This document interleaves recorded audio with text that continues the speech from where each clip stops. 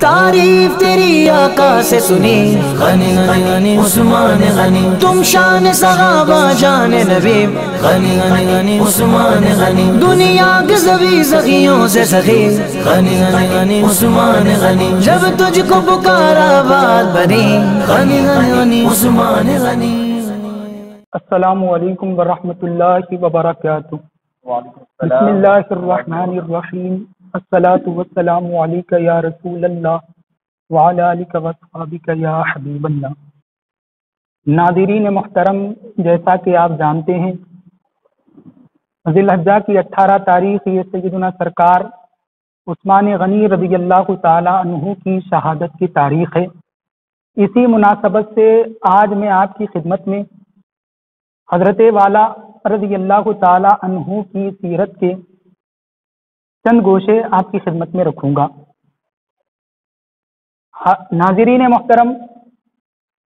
حضرت عثمان غنی رضی اللہ تعالی عنہ کی ولادت عام الفیل کے 6 سال ہوئی۔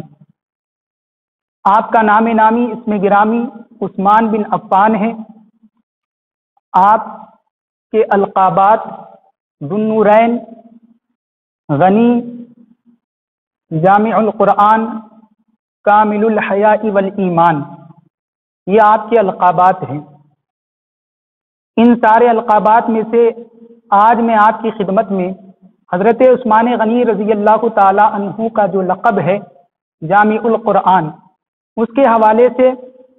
میں آپ کی خدمت میں یہ عرض کرنا چاہتا ہوں کہ حضرت کو جامع القرآن کیوں کہا جاتا ہے۔ قرآن پاک کو جمع کرنے کے حوالے سے ہمیں روایات میں اور کتب معتبرہ میں یہ بات ملتی ہے کہ حبیب پاک علیہ الصلاۃ والسلام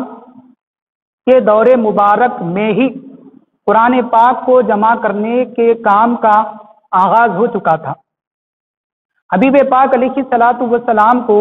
حضرت جبریل امین علیہ الصلاۃ والسلام جب قرآن کو آ کر بیان کرتے، حبیب پاک علیہ الصلاۃ والسلام لوح محفوظ کی ترتیب پر صحابہ سے قرآن پاک کو بیان فرما دیتے، اور حبیب پاک علیہ الصلاۃ والسلام صحابہ کو یہ بھی بتاتے، کیونکہ قرآن پاک تدریجاً نجمن 23 سال کے عرصے میں نازل ہوا۔ حبیب پاک علیہ الصلاۃ والسلام جیسے ہی قرآن پاک کی آیات اترتی، فرماتے کہ یہ آیات فلاں سورے کی ہے اور فلاں آیت سے پہلے اور فلاں آیت کے بعد اس کو رکھ دو۔ تو حبیب پاک علیہ الصلاۃ والسلام کے ارشاد مبارک کے مطابق صحابہ اکرام رضی اللہ تعالی عنہم اجمعین عمل کرتے، اور اسی ترتیب کے مطابق حبیب پاک علیہ الصلاۃ والسلام نماز میں تلاوت فرماتے اور دیگر مواقع پر تلاوت فرماتے، اور حبیب پاک سے سن کر صحابہ اکرام رضی اللہ تعالی عنہم اجمعین بھی نمازوں میں اسی ترتیب پر قرآن پاک کی تلاوت کرتے اور دیگر مواقعوں پر تلاوت فرماتے۔ لیکن بات یہ ہے کہ حبیب پاک علیہ الصلاۃ والسلام کے دور مبارک میں قرآن پاک کتاب کی شکل میں جمع نہیں ہوا تھا۔ قرآن پاک متفرق تھا، صحابہ کے سینوں میں محفوظ تھا، کاغذوں پر محفوظ تھا، بکروں کی اور دمبوں کی کھالوں پر محفوظ تھا، اونٹوں کی شانوں کی ہڈیوں اور پسلیوں کی ہڈیوں پر صحابہ نے، ان دیگر چیزوں پر صحابہ نے لکھ کر محفوظ کر لیا تھا۔ جب سیدنا سرکار صدیق اکبر رضی اللہ تعالی عنہ کا دور خلافت آیا اور مسیلمہ کذاب نبوت کے جھوٹے دعوے دار سے جنگ ہوئی، جنگ یمامہ ہوئی، تو اس جنگ میں تقریباً 700 وہ صحابہ شہید ہوئے جو حافظ قرآن تھے۔ حضرت فاروق اعظم رضی اللہ تعالی عنہ کو یہ فکر دامنگیر ہوئی کہ اگر ایسے ہی حفاظ صحابہ جہاد میں جا کر جامع شہادت نوش کرتے رہیں گے تو قرآن پاک کی حفاظت کے حوالے سے قرآن پاک کا کافی حصہ جاتا رہے گا۔ اس بات کا قوی اندیش فاروق اعظم رضی اللہ تعالی عنہ کو محسوس ہوا، تو آپ نے صدیق اکبر خلیفہ رسول پاک علیہ الصلاۃ والسلام حضرت صدیق اکبر کی بارگاہ میں عرض کیا کہ اس حوالے سے توجہ دے، اس طرف اپنی توجہ کو مبذول کرے، قرآن پاک کو جمع کرنے کا کام کرے۔ حضرت صدیق اکبر نے فرمایا وہ کام میں کیسے کروں جو کام حبیب پاک علیہ الصلاۃ والسلام نے نہیں کیا۔ تو سیدنا فاروق اعظم رضی اللہ تعالی عنہ نے عرض کیا اگرچہ کہ یہ کام حبیب پاک علیہ الصلوۃ والسلام نے نہیں کیا، لیکن یہ کام خیر پر مبنی ہے اور اس میں بھلائی ہی بھلائی ہے۔ تو حضرت فاروق اعظم کی اس رائے کو صدیق اکبر رضی اللہ تعالی عنہ نے قبول فرمایا، اور زید بن ثابت انصاری رضی اللہ تعالی عنہ اور دیگر حفاظ صحابہ کو جمع کر کر ارشاد فرمایا کہ قرآن پاک کو جمع کرنے کا کام شروع کیا جائے، اور بحمدہ تعالی وہ کام پائے تکمیل کو بھی پہنچ گیا۔ پھر اس کے صحیفے بنائے گئے، ہر سورت کا ایک صحیفہ تھا،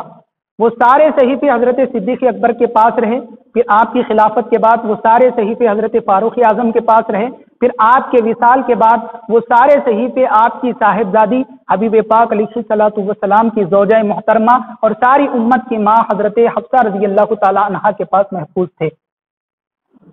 چونکہ عرب میں قبیلے بہت سارے تھے، سب کے لہجے اور انداز مختلف تھے، لغت مختلف تھی۔ اس کی مثال علماء اس طرح بیان کرتے ہیں کہ بعض قبیلے حرف تعریف الف لام کو الف لام پڑھتے، بعض لوگ الف میم پڑھتے، اور علامات مضارع حروف عطین کو بعض لوگ منصوب پڑھتے اور بعض لوگ مکسور پڑھتے۔ تو یہ اختلاف تھا، قدر اختلاف تھا۔ تو ابتدا میں چونکہ قرآن پاک نیا نیا اترا تھا، تو اس بات کی رعایت حبیب پاک علیہ الصلوۃ والسلام کی طرف سے مسلمانوں کو دی گئی تھی کہ یکدم اپنا لہجہ بدلنا، تلفظ بدلنا ہر ایک کے لیے دشوار تھا، تو ہر ایک کو اپنے اپنے لہجے میں، اپنے اپنے انداز میں، تلفظ میں، لغت میں قرآن پاک کو تلاوت کرنے کی اجازت دی گئی تھی ایک مصلحت کے تحت۔ تو تمام لوگ اپنی اپنی لغت میں اور انداز میں قرآن پاک کو تلاوت کرتے تھے، لیکن حبیب پاک علیہ الصلوۃ والسلام کے دور مبارک کے بعد اور شیخین کے دور مبارک کے بعد لوگوں کے دلوں میں یہ بات جمنا شروع ہو گئی کہ ہم جس لغت میں پڑھتے ہیں، جس لہجے میں پڑھتے ہیں، جس انداز میں پڑھتے ہیں، اسی انداز میں قرآن پاک کو نازل کیا گیا ہے، دیگر لوگ جس انداز میں پڑھتے ہیں وہ غلط ہے۔ یہ مسئلہ اتنی شدت پکڑ لیا، لوگوں کے درمیان میں لڑائی جھگڑے پر تک بات آ گئی، اور یہ دور خلافت عثمانی چل رہا تھا۔ حضرت عثمان غنی رضی اللہ تعالی عنہ کے پاس جب یہ بات آئی تو حضرت عثمان غنی نے فرمایا کہ ابتدائے دور ہی میں تمہارا یہ حال ہے، آگے کیا ہوگا؟ تو آپ نے فوراً ایک مجلس شورا طلب فرمائی، جس کے مشیر اعلیٰ حضرت مولائے کائنات تھے رضی اللہ تعالیٰ عنہ، اور مولائے کائنات اور دیگر اجلہ کبار صحابہ سے حضرت عثمان غنی نے اس مسئلے کو بیان فرمایا۔ تو مولائے کائنات اور دیگر صحابہ نے یہ مشورہ دیا کہ چونکہ قرآن پاک لغت قریش پر اترا اور حبیب پاک علیہ الصلوۃ والسلام قبیلہ قریش ہی سے ہے، اور قرآن لغت قریش پر اترا، تو ساری جو لغتیں ہیں اس کو کل عدم کر دیا جائے، اور حبیب پاک علیہ الصلوۃ والسلام کی جو لغت ہے، لغت قریش، قرآن پاک کو اس لغت پر جمع کر دیا جائے۔ حضرت مولائے کائنات اور دیگر صحابہ نے جب یہ مشورہ دیا تو حضرت عثمان غنی نے اس مشورے کو قبول فرمایا، اور حضرت حفصہ رضی اللہ تعالی عنہا سے وہ نسخے طلب فرمائے جو حضرت ابو بکر سے ہوتے ہوئے، حضرت فاروق اعظم سے ہوتے ہوئے آپ کے پاس آئے تھے۔ وہ سارے نسخے لے کر اس کی نقلیں کی گئی ایک ہی لغت پر، لغت قریش پر، اور ان نسخوں کو بلاد اسلام میں، مملکت اسلام میں پھیلا دیا گیا، اور سب کو اس بات کی تاکید کر دی گئی کہ اسی لغت پر اب ہمیں قرآن پاک پڑھنا ہے۔ تو اس حوالے سے حضرت عثمان غنی رضی اللہ تعالی عنہ نے 3 اہم کام رب کی توفیق سے سر انجام دیے، اور ان 3 اہم کاموں کی توفیق حضرت عثمان غنی کے حصے میں حبیب پاک علیہ الصلوۃ والسلام کے تصدق میں آئی۔